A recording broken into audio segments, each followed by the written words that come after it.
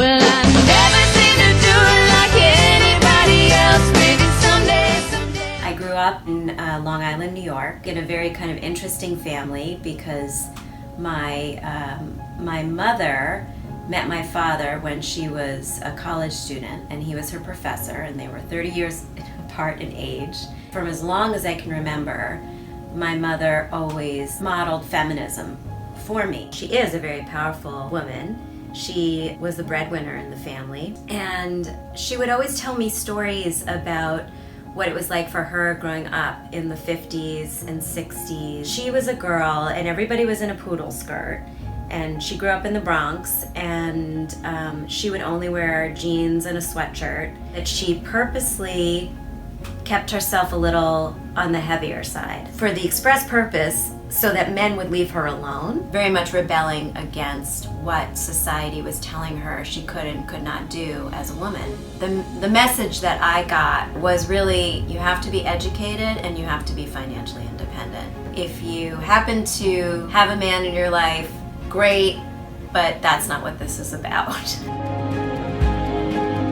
In my 20s, just like everybody else, I was kind of like, I gotta get married, I have to get on that baby making process, and feeling very bad about myself when those things didn't come to fruition, and really questioning what it meant to be a woman, really. What I've seen over the years is people get trapped by their marriages, and because the US has such a terrible, no policies for family leave, no support for women, so many people are really forced to drop out of the workforce and not earn.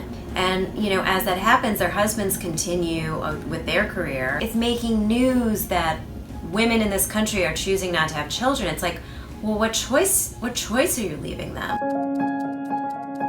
Feminism is equality. I mean, that's really what it is at the end of the day. It's just that we are not treated equally in any sphere of life, and that's absurd. I think that one of the biggest changes that we're seeing in terms of gender equality, and that's encouraging to me, is women running for office. The numbers of women running for office. The number of women in the entertainment and media industry specifically that are in positions of power is very encouraging to me. But there are so many other spheres and so many other industries where it's really just at a dead stop. We don't have to wear skirts anymore, but a lot really hasn't changed. I mean, there's still a really large pay gap, and even just in terms of what we call unconscious bias and how much that influences how people get hired, people get fired, we really need to pay attention to. Now, New York City and New York State have both enacted laws that require training in sexual harassment. What I'm hoping is that some companies at least will take it as an opportunity to really talk about these issues and really understand it. What am I automatically, inadvertently thinking when I look and talk to a woman? Am I giving her the same kind of due credit that I'm giving to my male colleague? And it's women too. Women need to ask themselves the question as well, because we are all socialized in that same kind of gendered way. I've done a lot of work over the last 9 months on sexual harassment cases. It was really fascinating to see what happened once the Weinstein article hit. It was almost like this fuse was lit under all these women who had been previously afraid to speak up. It went much deeper, I think, for me personally, in dealing with women who had suffered from that. What I didn't quite realize was the trauma. Think about it. I mean, your job is one of the very most important things in your life, right? It's got to be in the top 5 things. And let's say, picture yourself at a workplace where you don't even feel like you're safe to do your job. You're worried that every time you walk down a hallway, you might run into that guy, and what is that guy going to do to you? And what is he going to say to you?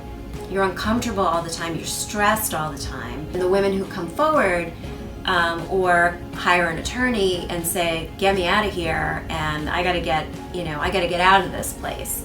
We had several situations like that, but even after it's over, even after you're able to reach a settlement, for example, it doesn't go away so fast. I want to say thank you to my mom for showing me what a really strong woman looks like and what it looks like to kind of like take care of business and get your shit done and be able to support yourself, because that's something really important to me. Look at who is running the company and who has the power. It's not enough if you see one woman in the C-suite. And what I mean by that is that that woman is in survival mode.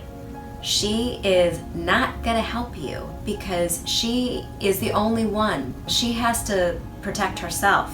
What I tell people is you gotta keep documents, keep records of everything. Even if it's just if something happens to you and you don't wanna go to HR right away, send an email to your friend or to your parent or your partner or whoever and document exactly when, where, what happened. So there's a contemporaneous account of what happened to you.